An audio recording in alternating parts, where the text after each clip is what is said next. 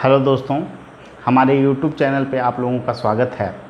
मैं हूं कमलकांत और आज सबसे दुख भरा न्यूज़ जो आया कि एमपी में जो है कि लाठी चार्ज हुए हैं युवकों पे।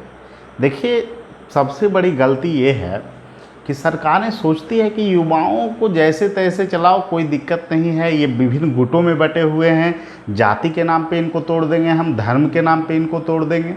युवाओं को कभी दबाव समूह के रूप में भारत में नहीं देखा गया और इसी का परिणाम है कि कोई भी सरकार युवाओं पे ध्यान नहीं देती है, चाहे वो कांग्रेस की हो चाहे वो भाजपा की हो।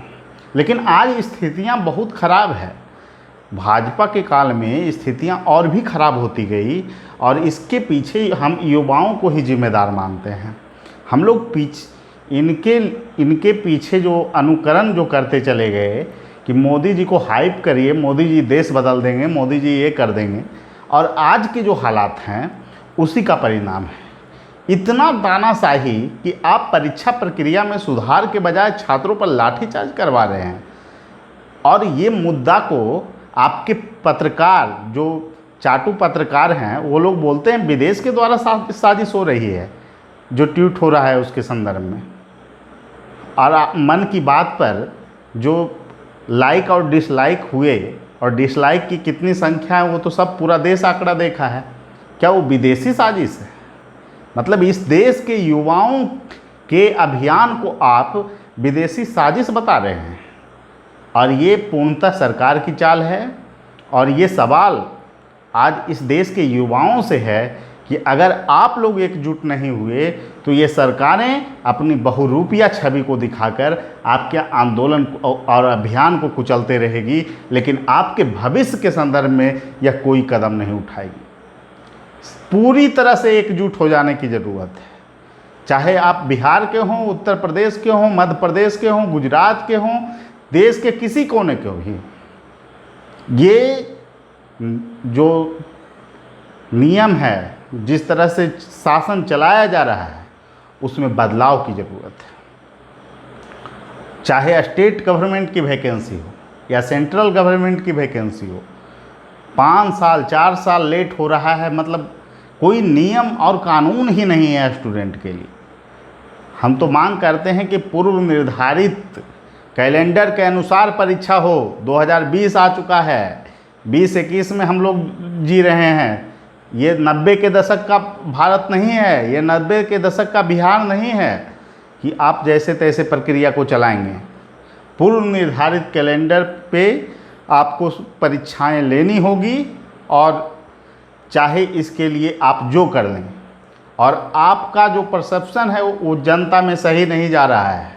जिस तरह से सरकारें कदम उठा रही है और जो तानाशाही रवैया दिखा रही है, आपको क्या लगता है पत्रकार आपको चुनाव जितवा देंगे?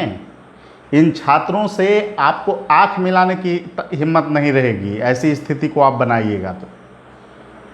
और मैं एक प्रश्न जो अभी आ रहा है कि 50 और 55 में हम रिटायर करवा देंगे, ठीक है आपकी जो पॉलिसियां हो, लेकिन हम लोग इतने मूर्ख नहीं हैं।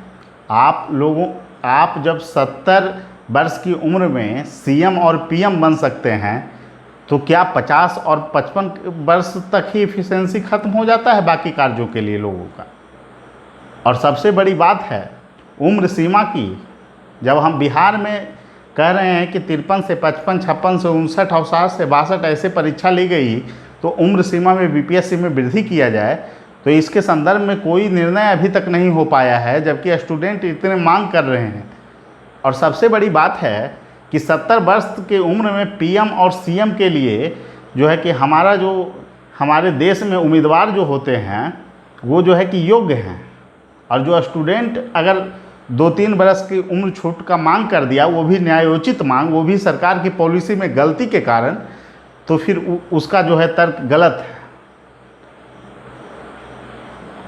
महत्वपूर्ण मुद्दा ये है कि हम लोग ने सरकारों को इतना तरजीह दे रखा है, एक व्यक्ति को इतना तरजीह दे रखा है कि तानाशाही चरित्र को अपनाकर पूरे देश में स्टूडेंट के मनोबल को तोड़ने का प्रयास किया जा रहा है, कुचलने का प्रयास किया जा रहा है। इस पर एकजुट होने की आवश्यकता है। और घबराने की ज़रूरत नहीं है। जितना भी तानाशाही दिखाना है सरकार दिखा ले, लेकिन इसका परिणाम बुरा होगा और भुगतना पड़ेगा। जो एमपी में हुआ है उसके लिए सार्वजनिक रूप से सरकार को छात्रों से माफ़ी मांगने की आवश्यकता है।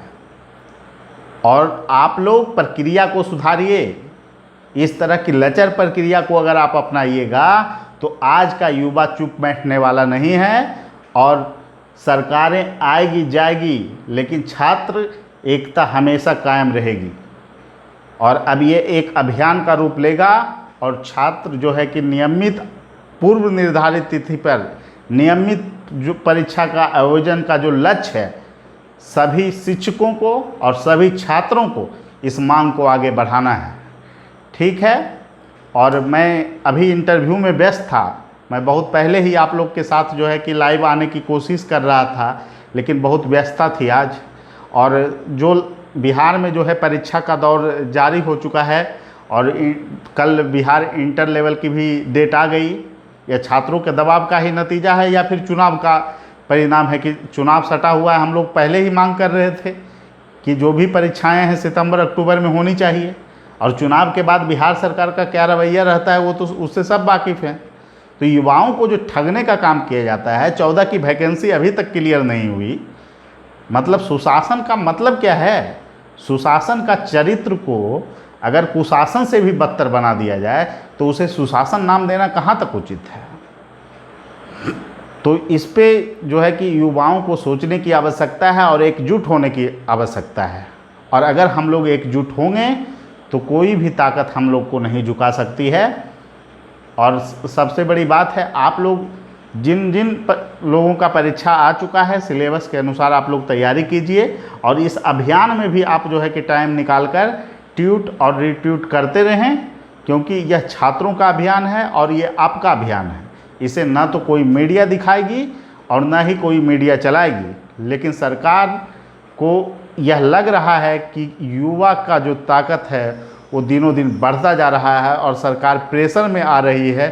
इसी का परिणाम है कि वो लाठी चलवा रही है और डंडे बरसा रही है, लेकिन इससे कुछ खास फर्क पड़ने वाला नहीं है।